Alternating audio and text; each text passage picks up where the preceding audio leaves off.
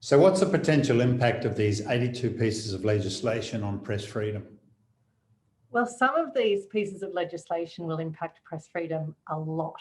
So our official secrets offences will stop certain information from getting to the public and to the media.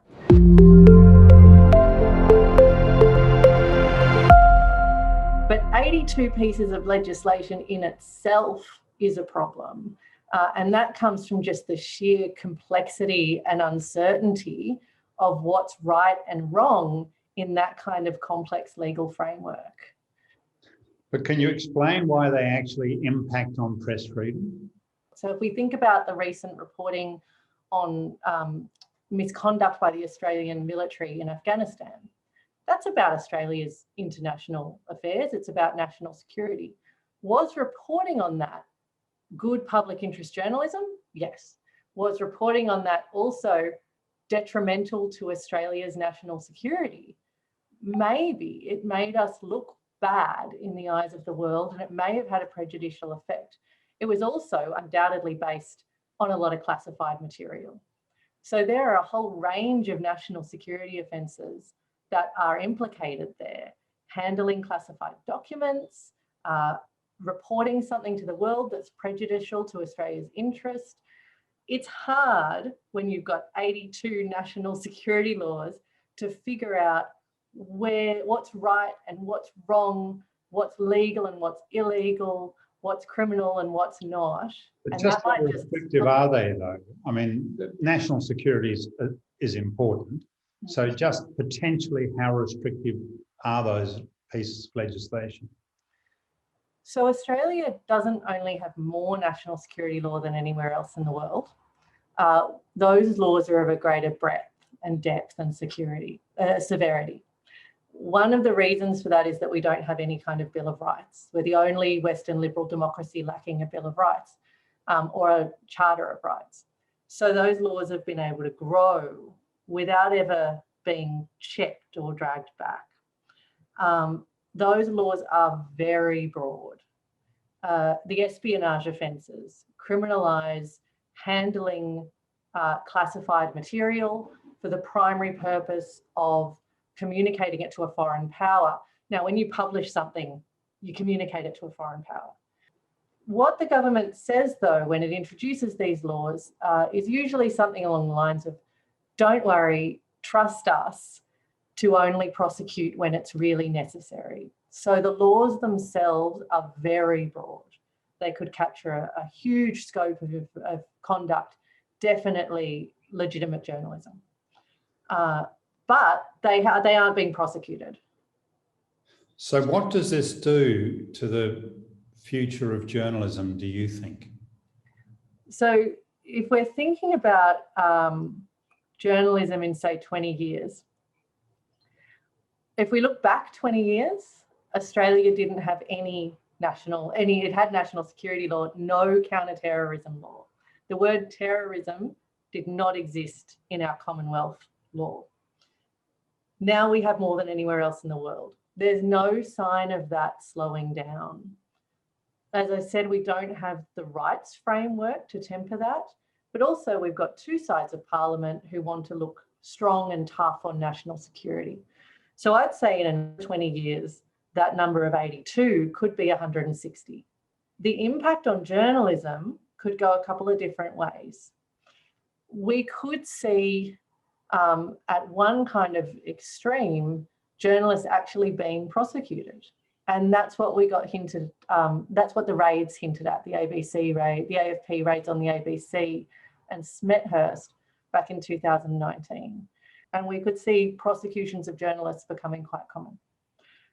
We could see something in the middle, like a stalemate or some sort of understanding that, we could prosecute you, but we're not going to. And personally, I don't think that that's great for the rule of law. I think if we're going to have laws, then they should mean what they say.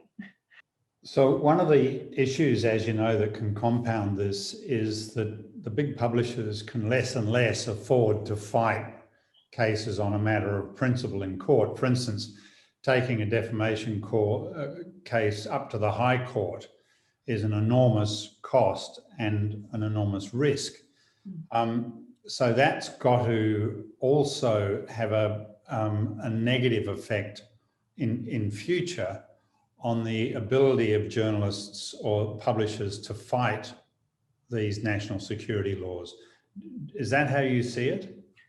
Yeah, and we actually, some colleagues of I, Richard Murray at UQ and also Peter Grester, have been talking to media lawyers and talking to journalists about exactly these questions. So something we put to the media lawyers is, what's your risk appetite for letting journalists commit a national security offence? And they said it was zero. When it comes to defamation, they're happy to kind of put some things out there that need to be said and then fight a defamation action. When it comes to actually exposing their journalists or journalists exposing their sources to prosecution for a criminal offence, they won't do it. So there's a much greater chance of a chilling effect where good stories that are needing to be told are just not being told. So that's coming from the lawyers who give the legal advice to the editors and the journalists. So it's going to have a more devastating effect on the niche publishers too, the small publishers, but also solo journalists who are putting out, like, say, Alan Kohler and a variety of others who, or Crikey, these small publishers are putting out, with a few journos, putting out their newsletters and publications. They're not going to risk this kind of stuff because they just haven't got the dollars. They haven't, and it's hard. Look, we've got top in-house counsel or top external kind of barristers and lawyers who advise major media organisations saying these national security offences are just too complicated. They're too hard for me to know whether someone's crossing the line. They're really difficult to give advice on. That's the top people in the know. So if you're a freelance journo or a blogger who's been contacted with a really good story that needs to be told, it's very likely that you're either going to drop it and not tell that story, or tell it and run the risk of prosecution. And you're saying that the lawyers, because there are so many pieces of legislation, actually can't walk through the minefield with confidence? Yes, yeah, that's exactly right. So you might think the fact that no one's been prosecuted for espionage in almost all Australia's history is a good thing. But what it means is that the courts haven't got hold of this and explained what it means yet. So the Alliance for Journalist Freedom has been calling for a Media Freedom Act, which would in part solve the problem you just described. Are you a supporter of the idea of a Media Freedom Act? 100%, 100%. So when I talk about there being extremes, and if we look ahead 20 years, this is only going to get worse in a national security law power kind of place. The best case scenario is that we have some protection for journalists, or some sense that media freedom is, one, a thing that's important in Australia, and two, is factored in to all of these legislative schemes. And a Media Freedom Act does that in the simplest way, most eloquent, straightforward way of putting it clearly in one place, rather than having to amend 82 plus different pieces of legislation to simply say good faith, legitimate journalism isn't a crime in this country. So what should be the main elements that are included in a Media Freedom Act? The most important practical element, the one with the most impact, would be an exemption from prosecution. So like a defence, it would operate in the same way as a defence, but easy to just say journalism is not a crime, really. And we've seen that at least in our official secrets offence. That's the one where it's a crime to be giving secret information to somebody else. There's a news reporting defence there, only enacted in 2018, that's actually well drafted and quite valuable. So we could see something like that just expanded across Australian law. Good faith, legitimate journalism is not a crime. Rebecca, greatly appreciate your time and your wisdom. Thanks very much. Thank you. It's been a pleasure.